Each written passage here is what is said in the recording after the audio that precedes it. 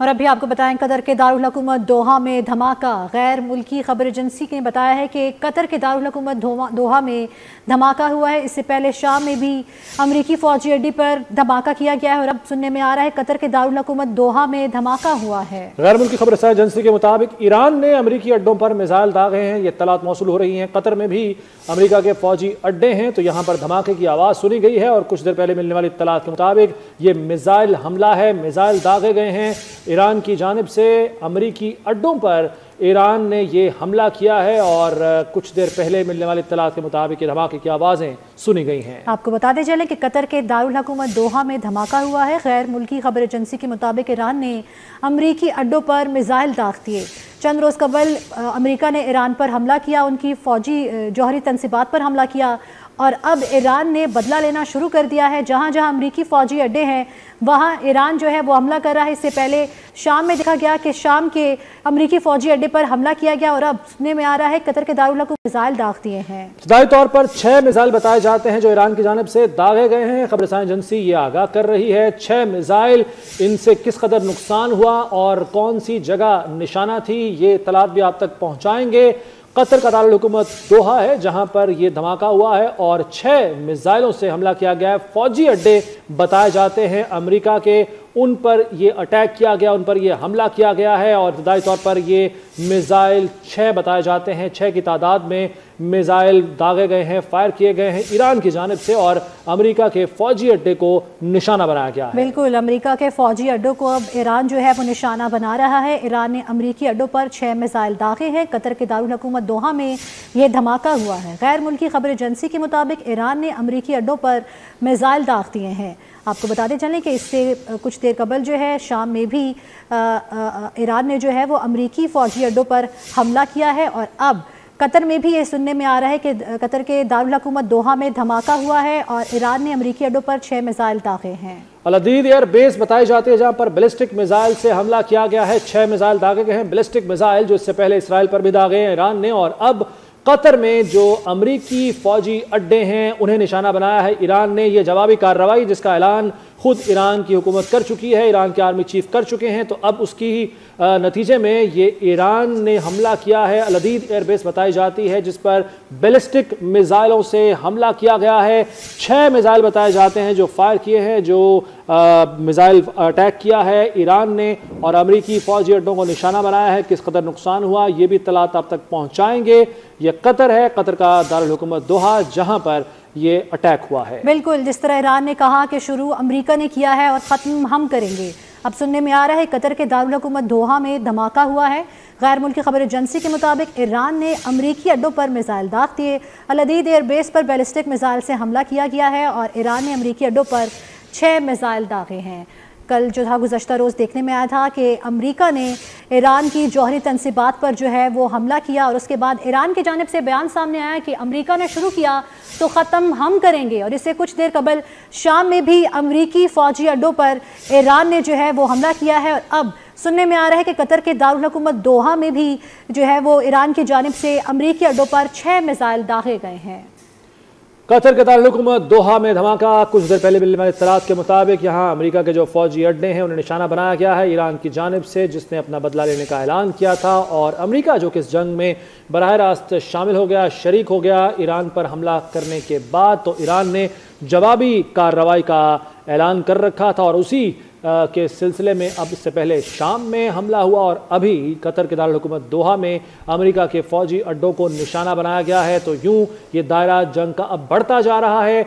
Iran ने Iraq में भी अमेरिकी अड्डों पर हमला किया है। शाम, कतर और इराक, ये तीनों मुल्कों में जो अमेरिकी फौजी अड्डे हैं इन्हें निशाना बनाया गया है और जो ख़ासतौर पर अगर कतर की बात की जाए तो यहाँ अल-अदीद एयर बेस है जहाँ बैलिस्टिक मिसाइलों से हमला किया गया है और इब्तदाई तौर पर ये 6 मिसाइल फायर किए हैं ईरान ने। 6 मिसाइलों से इन अमरीकी फ़ौजी अड्डों पर हमला किया है, खबरसां एजेंसी का ये बताना है। और इराक में भी अमरीकी फ़ौजी अड्डों पर हमला हुआ है। इराक में किस मकाम पर यह हमला हुआ और कितने मिसाइल दागे गए ये भी आप तक हम इत्तलात पहुँचाएँगे। इब्तदाई तौर पर जो इत्तलात मौसूल हो रही हैं उनके मुताबिक शाम के बाद कतर के दारुल हुकूमत में हमला हुआ है। बात कर लेते हैं सीनियर सहाफ़ी जनाब सलीम बुखारी साहब से। बहुत शुक्रिया बुखारी साहब। और साहब ये तो तवक्को की जा रही थी कि ईरान जवाबी वार करेगा, जवाबी हमला करेगा। अब बैक वक्त बताया जाता है कि शाम, उसके बाद कतर और इराक में हमले हुए हैं, दायरा बढ़ता जा रहा है। सर आगे क्या होने जा रहा है? अब दीगर ममालिक भी अब शामिल हो जाएंगे इसमें? देखिए, वो जो पागल शख्स है जिसका नाम ट्रंप है, उसको ये अंदाजा ही नहीं था कि ईरानियन नेशन जो है वो जब अपनी आई पर आ जाए तो फिर वो क्या से क्या नहीं कर गुजरती है। अब उन्होंने जंग का दायरा फैलाना ही फैलाना था, इसलिए कि आपने तमाम तर आलमी कवानीन की वायलेशन में एक मुल्क के न्यूक्लियर इंस्टॉलेशन पर हमला किया है, जो मुल्क एनपीटी का मेंबर है, जिस मुल्क के IAEA के लोगों ने इंस्पेक्शन की हैं, उन्होंने कोई वायलेशन नहीं की। उनके ऊपर अगर आप यूं हमला आवर होंगे B-52 बॉम्बर से, तो क्या ईरान ने ये वार्न नहीं किया था कि अगर आप हमारी सॉवरेनिटी के खिलाफ, हमारी टेरिटोरियल इंटीग्रिटी के खिलाफ एक्शन लेंगे तो आप वल्नरेबल हैं इस खित्ते में। 19 मुल्कों के अंदर उनके फौजी अड्डे हैं, तो उनकी बारी तो आनी थी। लिहाजा मैं नहीं समझता कि ईरान जस्टिफाइड नहीं है इस रिएक्शन में। ये उसका हक है कि वो अपने दिफा के अंदर इस तरह की जो कार्रवाई है वो करे। ये अभी तो बात शुरू हुई है, अभी तो ये बहुत आगे जाएगी।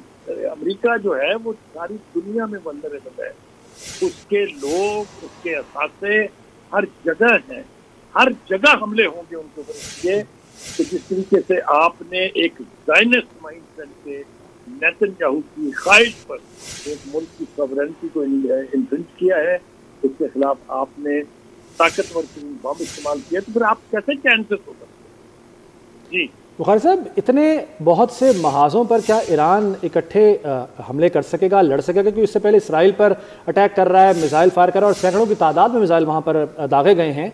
क्या ईरान के लिए आपके ख्याल में मुमकिन होगा कि इतने बहुत से महाज एक साथ उन्हें निपट सके उनसे? वो जो कहते हैं ना कि जब ये मेरी गर्दन का सवाल हो जाए तो फिर किसी की गर्दन महफूज नहीं रहती है।